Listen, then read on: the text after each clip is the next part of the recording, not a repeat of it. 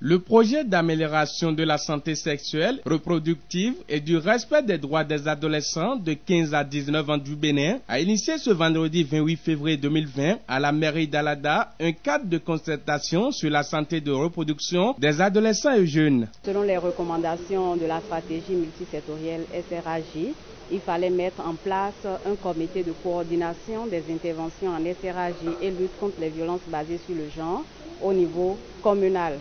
Donc dans ce cadre, nous appuyons la mairie d'Alada pour la mise en place de ce cadre communal qui est un cadre intégrateur de tous les acteurs qui interviennent dans la SRAJ, dans la santé de la reproduction des adolescents et jeunes et qui interviennent dans la lutte contre les violences basées sur le genre.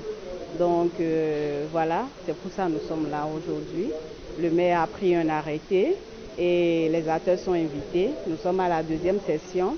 La première session nous a permis quand même de nous connaître, de prendre le contact, de présenter les interventions, la situation de la commune en matière de SRAJ et de lutte contre les violences basées sur le genre.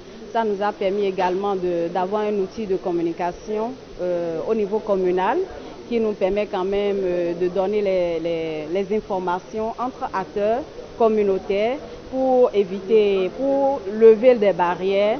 Il s'agit quand même de la peur, il s'agit des représailles, il s'agit des limitations traditionnelles qui empêchent quand même les leaders religieux et les leaders traditionnels, les élus locaux de dénoncer les membres de leur communauté ou de leur famille quand il s'agit des violences basées sur le genre. Toutes les difficultés que rencontrent les adolescentes aujourd'hui, je pense qu'ils ont pris quand même ce dossier à cœur et ils se sont engagés à respecter les délais qu'ils se sont donnés eux-mêmes.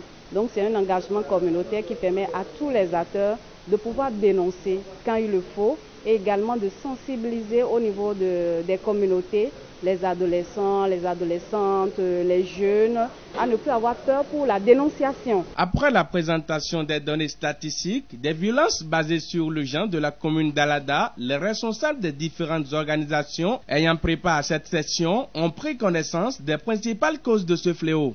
Ma présence ici, c'est pour expliquer les activités que mène le Centre de promotion sociale dans le cadre des VBG et de la santé sexuelle et reproductive. Je suis là aujourd'hui, j'ai présenté le point des activités menées au cours du premier trimestre et après j'ai présenté une communication sur le code de l'enfant, notamment l'article 180, 181 et 189. Nous rencontrons beaucoup de cas de violence et nous pensons que ce qui est la base, c'est la fuite de responsabilité des parents qui est la grande raison des cas de violence que nous rencontrons. Nos parents qui le font, c'est toujours la misère. C'est le manque de moyens qui fait que involontairement, ils sont poussés à ces genres de pratiques. Et aussi nos petits-enfants, nos petites filles qui sont dans les brousses, qui se laissent à cette activité, à bas âge, c'est toujours le manque de moyens. Mais il va falloir que le projet Passerelle essaye d'aller plus loin, à nous toucher encore d'autres projets pour accompagner nos paisibles populations, encore à avoir des moyens financiers, des moyens qui vont désormais leur permettre d'oublier cette pratique. À la suite de l'élaboration de la nouvelle feuille de route et sa validation, chaque participant s'est engagé à œuvrer pour la promotion de la santé de reproduction des adolescents et jeunes. La lutte contre les violences basées sur le genre, la sensibilisation sur la santé sexuelle et reproductive.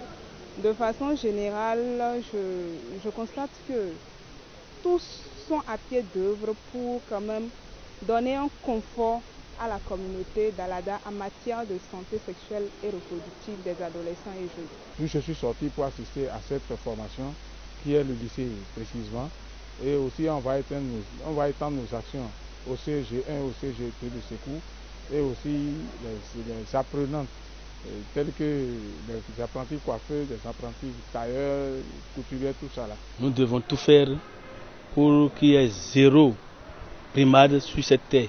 sur la terre des hommes. C'est à cela que nous nous consacrons et tous les jours que Dieu fait, c'est à cela que nous nous consacrons. Il faut vraiment consulter ces documents, ces textes de loi qui encadrent la SRAJ parce qu'en les fouillant, nous découvrons vraiment d'informations. Nul n'est censé ignorer la loi. En les fouillant, nous-mêmes, nous nous éduquons. Nous devons vraiment, non seulement le code de l'enfant, et nous avons la loi sur la santé de la reproduction, nous avons également la loi sur le harcèlement. Nous avons la loi sur la prise en charge des personnes vivant avec le VIH. Nous avons le Code des personnes et de la famille. Nous avons la loi portant prévention et répression des violences faites aux femmes en République du Bénin. Donc déjà, ça fait déjà plusieurs textes de loi que nous devons mettre à la disposition de ce cadre. Et nous en avons fait un récapitulatif pour appuyer tous les acteurs de ce cadre à ne plus ignorer la loi. Le Passerelle et ses partenaires travaillent ensemble afin que les adolescentes et les membres de leur communauté puissent reconnaître l'importance de la santé sexuelle et reproductive et du respect des droits des adolescentes.